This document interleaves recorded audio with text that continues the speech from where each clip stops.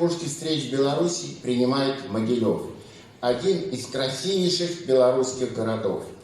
Союз наших государств с честью проходит испытанием временем, достойно отвечает на все современные вызовы.